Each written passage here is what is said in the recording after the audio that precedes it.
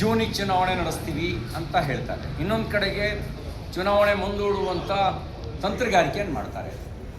ಇದು ಅರ್ಥವೇ ಆಗ್ತಿಲ್ಲ. ಗ್ರಾಮ ಪಂಚಾಯಿತಿಗಳ ಚುನಾವಣೆಗಳು ನಡೆದಿಲ್ಲ. ಬಹುತೇಕ ಗ್ರಾಮ ಪಂಚಾಯಿತಿಗಳ ಅಧಿಕಾರಾವಧಿ ಮುಕ್ತಾಯ ಆಗಿ ಆಡಳಿತಾಧಿಕಾರಿಗಳ ನಿಯುಕ್ತಿ ಮಾಡಿದ್ದಾರೆ. ಆದರೆ ಆಡಳಿತಾಧಿಕಾರಿಗಳು ನಾಪತ್ತೆ ಆಗಿದ್ದಾರೆ. ಎಲ್ಲೂ ಆಡಳಿತಾಧಿಕಾರಿಗಳು ಜನಸ್ನೇಹಿಯಾಗಿ ಪಂಚಾಯಿತಿಗಳಲ್ಲಿ ಆಡಳಿತ ವಹಿಸಿಕೊಂಡು ಜನರಿಗೆ ಸ್ಪಂದಿಸೋ ಕೆಲಸ ಮಾಡ್ತಿಲ್ಲ. ಜಿಲ್ಲಾ ಪಂಚಾಯತ್, ತಾಲೂಕ್ ಪಂಚಾಯಿತಿ ಚುನಾವಣೆ ಆಗದೆ 4 ವರ್ಷ ಕಳೀತಾ ಬಂತು. ಇನ್ನೊಂದು ವರ್ಷ ಕಳೆದ್ರೆ 5 ವರ್ಷ ಪೂರ್ಣ ಆಗಿಬಿಡುತ್ತೆ. ಆಗಲಿಲ್ಲ.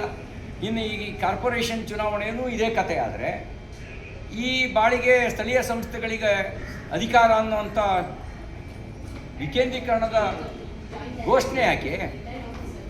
ನಿಮಗೆ ಬೇಕಾದಾಗ ಚುನಾವಣೆ ಮಾಡಿ, ಅದಕ್ಕೊಂದು ನಿಯಮ ನೀತಿ ಇವೆಲ್ಲ ಯಾಕಿರಬೇಕು? ಹಾಗಾಗಿ ಚುನಾವಣೆ ಮುಂದೂಡೋದಕ್ಕೊಂದು ಸಬೂಬು ಹುಡುಕಬೇಡಿ, ಚುನಾವಣೆ ಮಾಡೋದಕ್ಕೊಂದು ಇಚ್ಛಾಶಕ್ತಿಯನ್ನು ಪ್ರದರ್ಶನ ಮಾಡಿ. ಮುಂದೂಡೋದಕ್ಕೆ ಸಬೂಬು ಹುಡುಕೋ ಕೆಲಸ ಮಾಡಬೇಡಿ. ಬಹುಶಃ ನನಗನ್ಸುತ್ತೆ ರಾಜಕೀಯ ಆತಂಕ ಕಾಡ್ತಿರ್ಬೋದು, ಬೇರೆಲ್ಲ ಆತಂಕಕ್ಕಿಂತ ರಾಜಕೀಯ ಆತಂಕ ಕಾಡ್ತಿರ್ಬೋದು. GBAನಲ್ಲಿ ಚುನಾವಣೆ ನಡೆಸಿ ಕಾಂಗ್ರೆಸ್ ಏನಾದ್ರು ತೋಪೆದ್ದು ಹೋದರೆ ಅನ್ನುವಂಥ ಭಯ ಅವರಿಗೆ ಕಾಡ್ತಿರೋ ಸಾಧ್ಯತೆ ಇದೆ. ಮನಸ್ಥಿತಿ ಬೌದ್ಧಿಕ ದಿವಾಳಿತನದ ಸಂಕೇತ. ಇದು ಕಾಂಗ್ರೆಸ್ಸು ಭೌತಿಕವಾಗಿ ದಿವಾಳಿಯಾಗಿದೆ ಅನ್ನೋದ್ರ ಒಂದು ಸಂಕೇತ.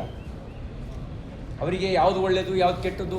ಬಹುಶಃ ಇವತ್ತೇನಾದ್ರು ಮಹಾತ್ಮ ಗಾಂಧಿಯವರು ಕಾದಿನೂಲಿ ಅಂತ ಇವತ್ತು ಹೇಳಿದರೆ ಈ ಕಾಂಗ್ರೆಸ್ನವ್ರು ಅದನ್ನೂ ಲೇವಡಿ ಮಾಡಿಬಿಡೋರು. ಇವತ್ತಿನ ಕಾಂಗ್ರೆಸ್ನವರು ಗಾಂಧೀಜಿ ಅರೆಬೆತ್ತರ ಫಕೀರನ ಥರ ಓಡಾಡಿದ್ದನ್ನು ಕೂಡ ಲೇವಡಿ ಮಾಡಿಬಿಡೋರು. ಯಾವ ಕಾರಣಕ್ಕೆ ಅವರು ಸ್ವದೇಶಿ ಉಪಯೋಗಿಸಿ ಅಂತ ಅನ್ನೋದರ ಮಹತ್ವವನ್ನು ಇವತ್ತು ವಿದೇಶಿ ನಾಯಕತ್ವದ ಗುಲಾಮರಾಗಿರೋ ಕಾಂಗ್ರೆಸ್ನವರಿಗೆ ಅರ್ಥ ಆಗೋದು ಹೆಂಗೆ? ಅವರಿಗೆ ಅರ್ಥ ಆಗೋಕ್ಕೂ ಸಾಧ್ಯ ಇಲ್ಲ. ನ್ಯೂಸ್ ಫಸ್ಟ್ ನಿರ್ಭೀತಿಯಿಂದ ನಿಮ್ಮ ಪರವಾಗಿ.